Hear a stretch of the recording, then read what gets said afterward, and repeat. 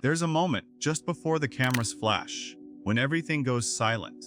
No crowd, no noise, just the quiet weight of a life built beyond imagination. This isn't the version of Cristiano Ronaldo you see on the pitch. This is something else entirely.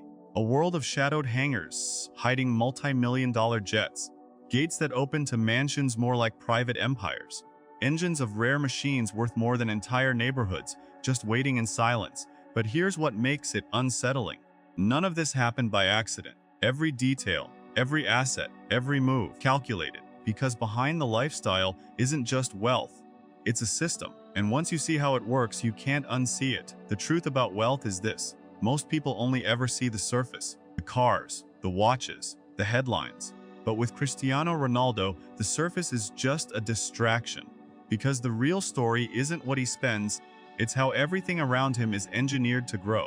Start with the obvious, the income. By the time most athletes begin slowing down, Ronaldo did something almost counterintuitive. He accelerated. His move to Al Nassr FC wasn't just a transfer, it was a financial pivot.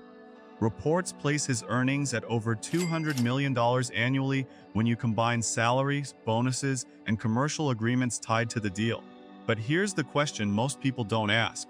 Why would a player already worth hundreds of millions still structure deals like he's chasing his first contract?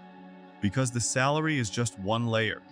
Ronaldo operates less like an athlete and more like a personal brand conglomerate. His long-term partnership with Nike alone is rumored to be a lifetime deal worth over $1 billion across its duration. Not paid up front, of course, but structured in a way that ensures continuous income tied to performance, image, and influence. Add to that endorsements from brands like Clear Shampoo and Herbalife, and you begin to see a pattern. This isn't random sponsorship, it's positioning, but even endorsements are still predictable. The more interesting layer is ownership. The CR7 brand isn't just a name stamped on merchandise. It's a diversified portfolio: fragrances, footwear, underwear lines, gyms, hotels, each designed to leverage one thing: identity. In partnership with the Pestana Group, Ronaldo launched Pestana CR7 hotels in cities like Lisbon, Madrid, and New York. And here's what's fascinating: he didn't just lend his name, he took equity positions, which means every booking, every expansion, every increase in brand value feeds back into his net worth. So ask yourself, at what point does a person stop earning money and start building systems that earn without them? Now step into the physical world of his assets, because this is where things become almost surreal. Take the cars, not just expensive, strategically collected. Ronaldo owns multiple Bugattis, including the Cento DC, a hypercar valued at around $9 million, with only 10 units ever produced. He's also been seen with a Bugatti Chiron and a Veyron. Add Ferraris, Lamborghinis, Rolls-Royces, and McLarens, and the collection crosses well over $20 to $30 million depending on valuations.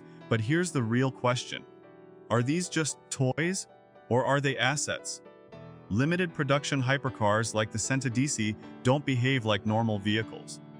They appreciate. Their scarcity turns them into moving investments. So while most people see consumption, what's actually happening could be capital allocation, just disguised as lifestyle. And then there's the jet. Ronaldo reportedly owns a Gulfstream G6X50, one of the most advanced private jets in the world, valued at around $60–70 million. It's not just about convenience, it's about control, time efficiency, global mobility without friction. When your income streams, brand deals, and business interests are spread across continents, the ability to move instantly becomes a financial advantage. But think about this: how many people buy a jet after becoming rich versus using a jet to stage rich? The mansions follow the same pattern. His properties aren't random luxury purchases, they're strategically located across key regions. A villa in Madeira, where he was born, a luxury apartment in Lisbon, a multi-million euro mansion in Madrid during his Real Madrid CF era, and more recently, a sprawling properties in Saudi Arabia aligned with his current contract. Each home reflects a phase of his career, but also a network. Locations tied to influence, business, and legacy. And this is where the narrative shifts, because if you strip away the glamour, a different picture starts to form. Ronaldo isn't just spending money on lifestyle, he's reinforcing a global presence. Every brand deal increases his visibility. Every property anchors him in a market.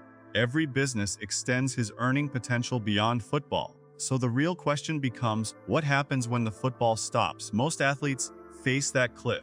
Income drops. Relevance fades. But Ronaldo seems to have designed a system where stepping off the pitch doesn't reduce his power. It might actually expand it. His social media alone is a monetization machine.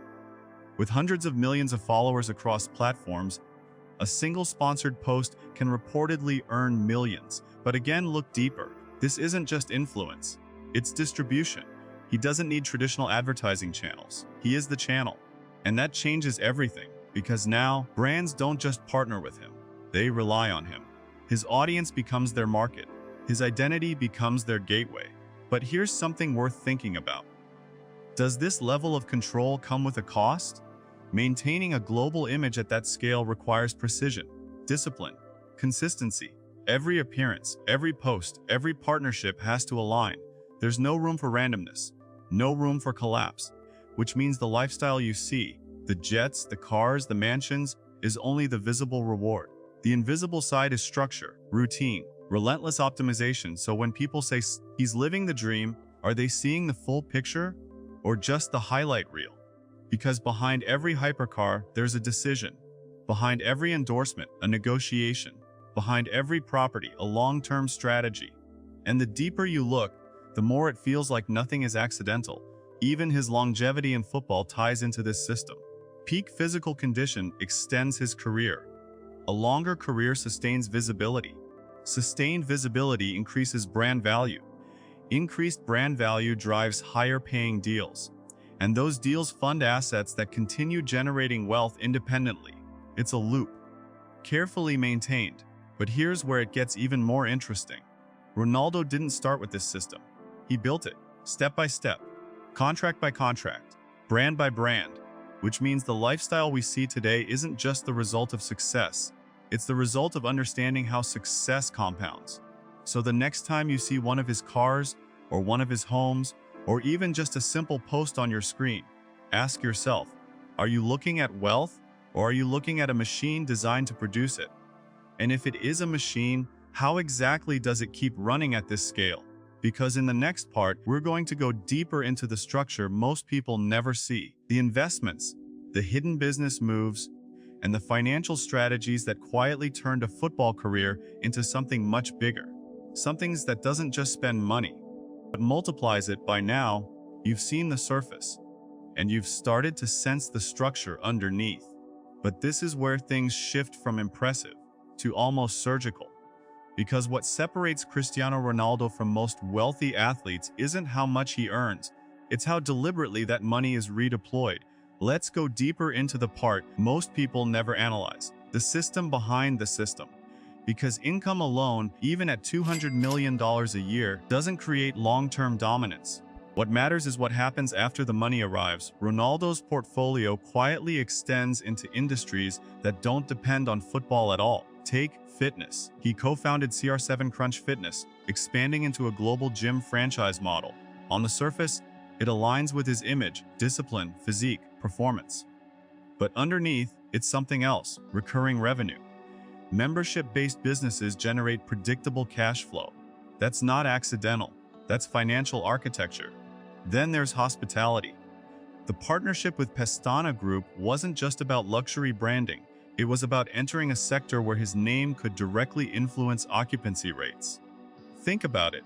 When a global icon ties his identity to a hotel, it doesn't just become a place to stay. It becomes a destination. And destinations don't just earn, they scale. But here's the question most viewers never stop to ask. How much of this is passion? And how much of it is precision? Because when you map it out, every move seems to follow a pattern. Fitness, fashion, hospitality, endorsements, digital presence, each sector reinforces the other. His physique supports his fitness brand. His global fame drives hotel traffic. His social media amplifies everything simultaneously. It's not diversification for safety. It's diversification for amplification. And that distinction changes how you see everything. Now consider liquidity versus visibility. Ronaldo owns assets that are highly visible, cars, mansions, jets, but behind those are less visible financial positions. Equity stakes, long-term contracts, licensing agreements. These don't show up in Instagram posts, but they're often the real drivers of wealth.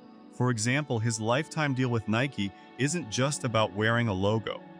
It's structured around royalties, performance incentives, and brand equity alignment, which means even as he ages out of peak athletic performance, the relationship continues to produce income. So again, ask yourself, is he working for money, or has he positioned himself so money works for him? Because those are two completely different games, and Ronaldo clearly switched games a long time ago. Let's talk about risk, because no system this large operates without it. High-value assets like hypercars and luxury real estate can fluctuate. Business ventures can fail. Markets can shift. But what's interesting is how his portfolio seems designed to absorb shocks. When one sector slows down, another accelerates. Football income might eventually decline, but digital income is rising. Physical performance may peak, but brand value can continue growing. It's almost like a hedge, but executed through identity. And that leads to something deeper, because at this level, wealth is no longer just financial. It's psychological. It's about control, about optionality, about never being forced into a position you didn't choose. Owning a jet isn't just about luxury. It's about eliminating dependency. Owning multiple homes across regions isn't just about comfort. It's about strategic positioning. Owning your brand isn't just about recognition. It's about leverage. And leverage is where real power lives. But here's where the narrative gets uncomfortable. Because while this system looks flawless from the outside, it demands something most people underestimate: relentless maintenance. Discipline at a level that borders obsession. A public image that must be protected constantly. A lifestyle that, ironically, leaves very little room for randomness. So when you see the finished product, the cars lined up, the private jet waiting, the mansions lit against the skyline, you're not just seeing success. You're seeing the result of thousands of controlled decisions. Maybe the better question isn't, how rich is Ronaldo? Maybe it's, what did it take to build something this precise, and could most people sustain it? Because here's the reality most won't admit. This level of wealth isn't just about opportunity. It's about tolerance. Tolerance for pressure, for scrutiny, for constant performance. Not just on the field, but in every aspect of life. And that's where Ronaldo separates himself. He didn't just adapt to fame, he engineered around it. Even his digital presence, arguably one of the most powerful in the world, isn't random. With hundreds of millions of followers, every post becomes a monetizable event. Brands don't just collaborate with him, they compete for access. And when demand exceeds supply, prices don't just rise, they explode. But here's something even more interesting. In a world where attention is the new currency, Ronaldo doesn't just have attention, he controls it, which means he's not just participating in the economy, he's influencing it. And once you reach that level, the rules start to change, because now opportunities come to you. Deals are structured around you. Entire markets respond to your movements. So think about that for a second. What does it actually mean to reach a point where your personal decisions can shift millions? And more importantly, what happens next? Because if you've been paying attention, you'll realize something subtle but important. Ronaldo's system isn't static, it's evolving, continuously. Quietly, strategically, new ventures emerge, existing ones expand, partnerships deepen, and all of it feeds back into the same core loop: visibility, leverage, monetization, reinvestment, a cycle that doesn't just sustain wealth, but compounds it. And maybe that's the biggest takeaway here. Because most people chase income, a few chase assets, but almost no one builds a system where identity itself becomes the asset. Ronaldo did. And whether you admire it, question it, or feel overwhelmed by it, you can't ignore it. Because once you understand how it works, you start seeing it everywhere. In other athletes, in celebrities, in entrepreneurs. The same patterns, the same structures, just rarely executed at this scale. So the next time you see a headline about a new car, a new deal, or a new mansion, pause for a second. Look beyond the number. Look beyond the luxury. And ask yourself, is this spending or is this strategy? Because that single question might change how you see wealth forever. And now I want to hear from you. Do you think Cristiano Ronaldo's lifestyle is pure luxury or a calculated system designed to dominate long after football ends? Which part surprised you the most? The cars, the private jet, or the business empire behind it all? Drop your thoughts in the comments. Let's break this down together. If you enjoyed this deep dive and want more content that goes beyond the surface, make sure you like this video, share it with someone who needs to see the bigger picture, and subscribe to CelebSpot for more cinematic breakdowns of power, wealth, and the systems behind success. Because here, we don't just show you the lifestyle. We show you what's really driving it.